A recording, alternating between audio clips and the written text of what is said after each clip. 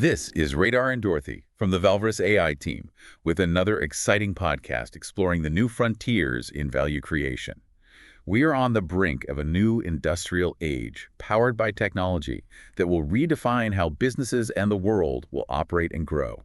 Stick around, we hope our series is educational and informative for our audience, as we will be covering a range of topics from industry trends to contemporary management methods. Wow, that intro always gets me pumped. Today, we're going to be talking about something that's kind of changing the game. We're diving deep into how private equity firms are using AI and machine learning to kind of break into new markets and find like whole new streams of revenue. And a lot of it is focused on how they design products, develop them, and manage them throughout their whole life cycle. Yeah, it's a pretty fascinating shift. I mean, when you think about it, the whole point of private equity is to get big returns and get them fast. So how they manage a product from start to finish is super important. And what we're seeing is that AI and ML are giving them like a real edge in every stage. I'm really curious about that. Like, what kind of edge are we talking about specifically? Well, think about this. What if you could actually predict how well a product will do before it even launches? Machine learning can look at tons of data, things like what people are saying on social media and even pre-order numbers. That way you can get a pretty good idea of how, say, a new clothing line will do months before it even hits the stores. So instead of just going with your gut or doing traditional market research, you're using data to make smarter choices and avoid those big flops. Exactly, and it's not just predictions either. Machine learning can look at real-time data from the design and manufacturing processes too, and then it feeds that information back to the development team so they can constantly tweak and improve the product. So it's like a constant loop of feedback, all powered by data, huh? Can you give me an example of how that works in the real world? Definitely. Let's say a private equity firm invests in a company that makes high-tech parts. Even little changes in the factory environment, like temperature and humidity, can affect the quality of the final product. Well, ML algorithms can look at sensor data in real time, and if they spot one of those changes, they can trigger adjustments right away to keep that quality consistent. Wow, that's wild.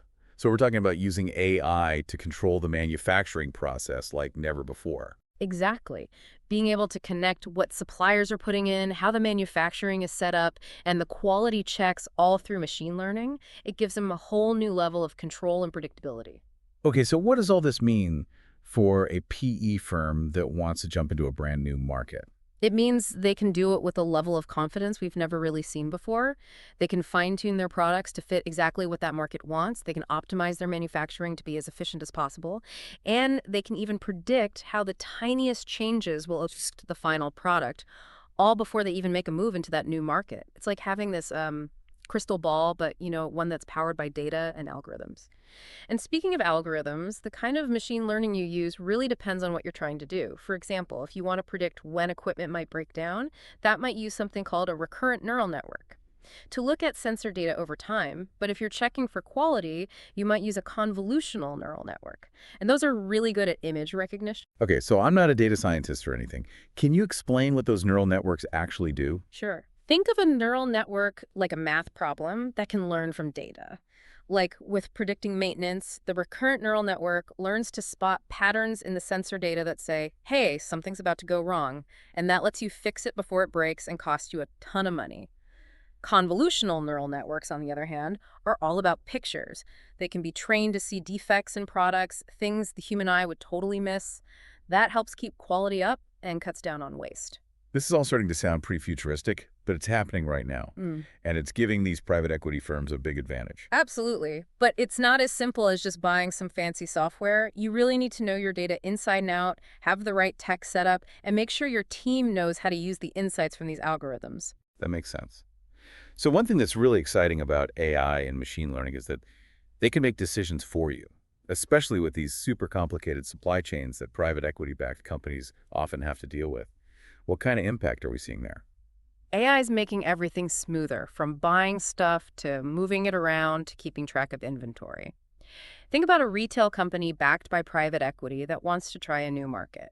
AI can look at real-time info, like what people are buying, the weather, and how much shipping costs, to make sure the right stuff gets to the right place at the right time. Yeah, that kind of efficiency can make or break a company these days. And let's not forget about the customer experience. AI is changing the way companies interact with their customers, too. You got it. We're talking AI chatbots giving customer support 24/7, personalized suggestions to boost sales, and predictive analytics to figure out what customers need before they even know they need it. That personal touch and smooth operation builds loyalty, which means more money and faster growth. So we've seen how AI can help PE firms improve individual products, make their operations better, and even take customer interactions to the next level. But what if you want to take that success and apply it across a whole bunch of companies? That's where things get really interesting, right? You're totally right. One of the best things about machine learning is that it can handle mountains of data as a company grows. And that's where EBITDA comes in, which is earnings before interest, taxes, depreciation, and amortization.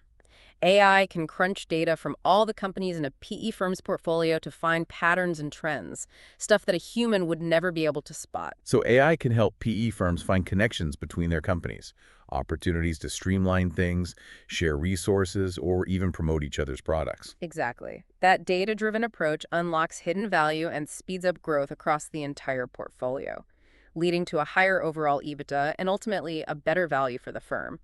And that brings us to another important measure, the internal rate of return, or IRR. For those who might not know, what is IRR and why is it so important for PE firms? Of course. IRR is basically a way to see how profitable an investment is over time. A higher IRR means a sweeter deal for investors when they sell. And because AI makes things more efficient, speeds up growth, and improves decision making, it can directly boost that IRR for PE firms. So it's not just about making each company do better. It's about getting the best performance from the whole group of companies. That's a pretty powerful idea. It really shows you how AI and ML are changing the game for these firms. They're not just tools for individual companies anymore. They're becoming a core part of a firm's whole investment approach. Yeah, it makes you wonder what will happen to the firms that don't keep up. Are they going to be left behind? It's a real concern. The difference between the firms that embrace this tech and those that don't will probably just get bigger and bigger. AI and ML aren't just extras anymore. They're like the bare minimum you need to stay in the game. So for our listeners who are thinking, this is cool, but how does this affect me? How would you connect what's happening in PE with the wider business world? That's a great question. What's going on in PE is like a mini version of a much bigger trend. It doesn't matter if you're in finance, healthcare, manufacturing, or whatever.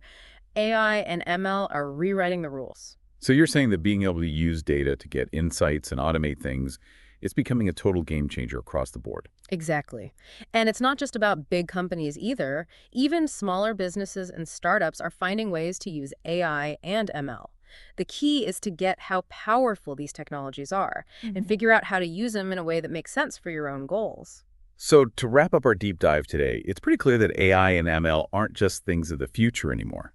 They're actively changing the world of private equity, driving how products are managed, speeding up how they get to market, and making operations as efficient as possible for the biggest returns. Couldn't agree more. The firms that embrace this stuff and adjust their plans are going to be the ones leading the way in private equity. And for everyone listening, we'll leave you with this. AI and ML are evolving super fast, so what are the biggest chances and potential problems you see for how these technologies will affect your industry or what you're interested in? The future is being shaped right now, and the people who are ready to use these tools are going to be the ones shaping it. This is Radar and Dorothy from the Valverus AI team, signing off until next week.